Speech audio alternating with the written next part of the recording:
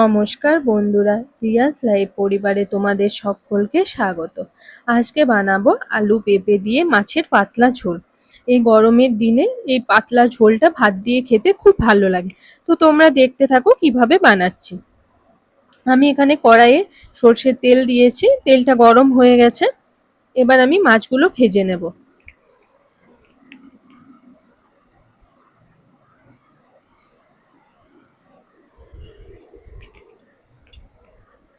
মাছগুলো আমার ভাজা হয়ে গেছে, এবার আমি তুলে রাখবো। ওই তেলেই দিয়ে দেব সামান্য 5 ফোড়ন। এবার দিয়ে দেব সামান্য পেঁয়াজ কুচি,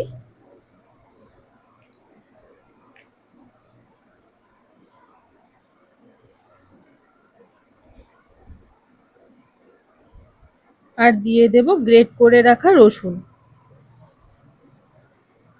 এবার রসুন আর পেঁয়াজ আমি হালকা লাল করে ভেজে নেব।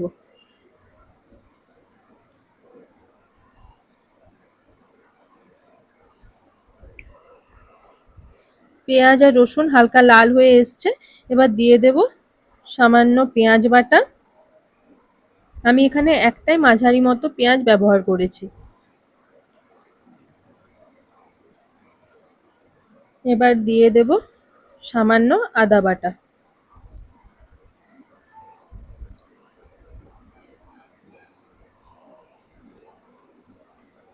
একটা কাঁচা লঙ্কা।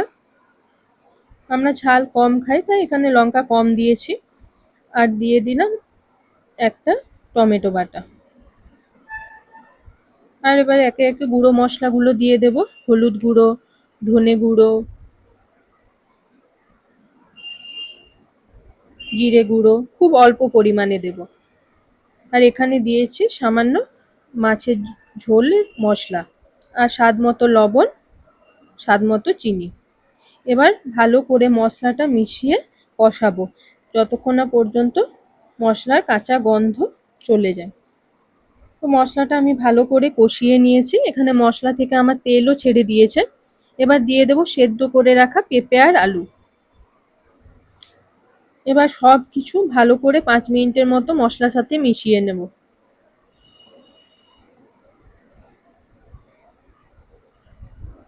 পেঁপে আলু মশলার সাথে ভালো করে মিশে গেছে।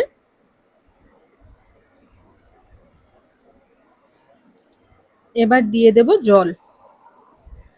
এখানে জলটা আমি একটু বেশি করে দেব, কারণ মাছের ঝোলটা একটু পাতলা হবে।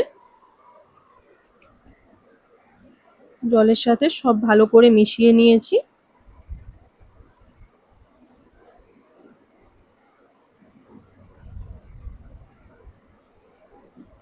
দেখো ঝোলটাও ফুটতে শুরু করে দিয়েছে। এবার দিয়ে দেব ভেজে রাখা মাছগুলো। এখানে আমি কোনো কাশ্মীরি লঙ্কার গুঁড়ো ব্যবহার করিনি, কিন্তু দেখো ঝোলের কালারটা খুব ভালো এসছে।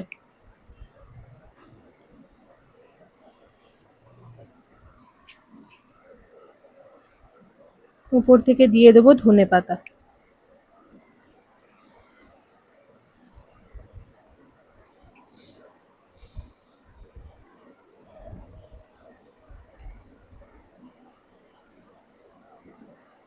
ব্যাস ঝোলটা আমার হয়েও গেছে, এবার নামিয়ে নেব।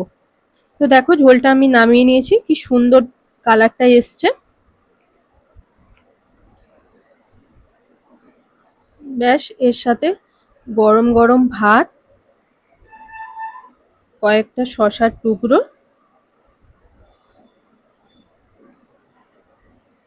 আর মাছের পাতলা ঝোল। এই মাছের পাতলা ঝোলের সাথে ভাতটা খেতে খুব ভালো লাগে, আর কিছুই চাই না। আর এই গরমের দিনে একটু পাতলা ঝোল খেতেও ভালো লাগে। তো তোমরা সবাই একবার বানিয়ে দেখবে, খুব ভালো লাগবে আর খুব তাড়াতাড়িও হয়ে যাবে। তো ভিডিওটা ভালো লেগে থাকলে তোমরা লাইক, শেয়ার, সাবস্ক্রাইব করে দিও। খুব তাড়াতাড়ি দেখা হচ্ছে পরে একটা ব্লগে। আজকের মতো টাটা।